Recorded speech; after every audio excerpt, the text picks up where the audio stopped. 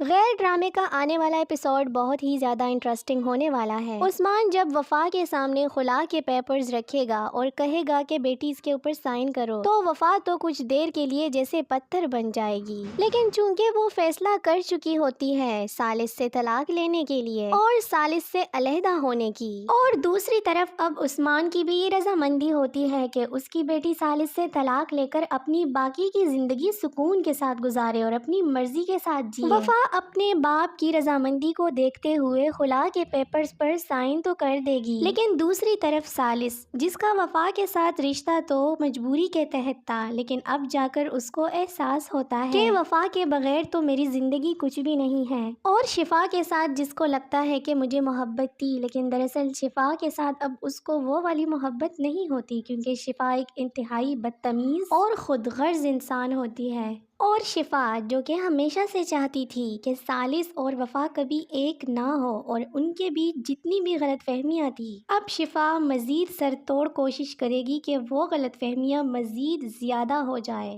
شفا اب ہر جگہ سالس کے پیچھے پیچھے آ جاتی ہے کہ کہیں ایسا نہ ہو کہ سالس وفا سے بات کر لیں اور وفا اور سالس کا ایک دوسرے کے لیے دل صاف ہو جائے اور خلا کا جو پلان ہے وہ کینسل نہ ہو جائے ان دونوں کا۔ جب سالس چھت سے وفا کو اکیلا بیٹھے دیکھے گا تو سالس وفا سے بات کرنے کی کوشش کرے گا، اور اس وقت بھی شفا ٹپک پڑے گی تاکہ سالس وفا سے بات نہ کر سکے، جس پر سالس اچھی خاصی بے عزتی کر لے گا شفا کی اور اس کو بول دے گا کہ تم کون ہوتی ہو ہمارے بیچ میں انٹرفیئر کرنے کی، اور تمہیں کوئی حق نہیں ہے ہمارے معاملات میں مداخلت دینے کی، ہم آپس میں میاں بیوی ہیں، ہم جو بھی کریں۔ شفا جو کہ وفا کو جلانے کے لیے اور اس کو مزید غلط فہمی میں مبتلا کرنے کے لیے سالس کے قریب آ کر بتائے گی کہ اب تو میری منگنی ہو گئی ہے، اب تو مجھے جلانا چھوڑ دو، لیکن دور سے وفا کو تو یہی لگے گا کہ سالس اور شفا میں ابھی بھی کچھ ہے اور وہ ابھی بھی مجھے جلانے کے لیے یہ سب کر رہے ہیں، اور ایک دفعہ پھر شفا اپنے چال میں کامیاب ہو جائے گی۔ وفا کا دل سالس کی طرف سے مزید خراب ہو جائے گا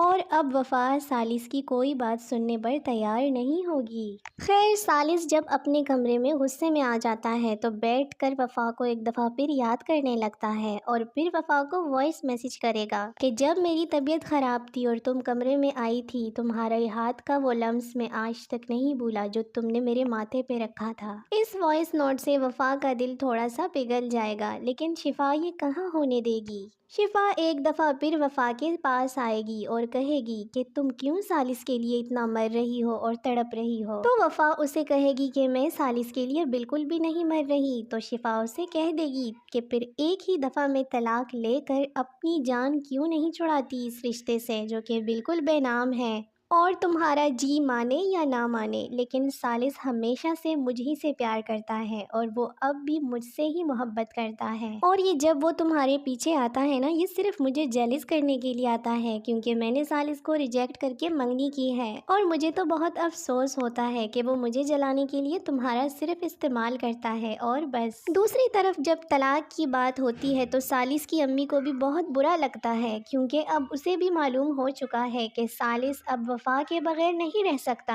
اور وہ وفا کے باپ کو بھی بولتی ہے کہ آپ وفا کو یہ فیصلہ خود کرنے دیجئے، اس پر زور زبردستی ہرگز مت کریں، کیونکہ وفا بڑی ہے اور اپنے فیصلے کرنا اس کو خود آنا چاہیے۔ سالس کی امی کو یہ بھی پتا ہوتا ہے کہ کہیں نہ کہیں وفا بھی یہ چاہتی ہے کہ وہ سالس سے علیحدہ نہ ہو، اور ان کے دل میں ڈکی چھپی محبت موجود ہے جو کہ بظاہر کافی غلط فہمیوں کا شکار ہے، لیکن ہے۔ اور سالس کی ماں کو بھی اس بات کا مکمل پتہ لگ چکا ہوتا ہے کہ وفا ایک بہت ہی بدتمیز اور کمینی لڑکی ہے، اصل ہیرا تو وفا ہے۔ وفا جب ہمارے گھر میں تھی تو ہمارے گھر میں ہر طرف رونق ہی رونق ہوا کرتی تھی۔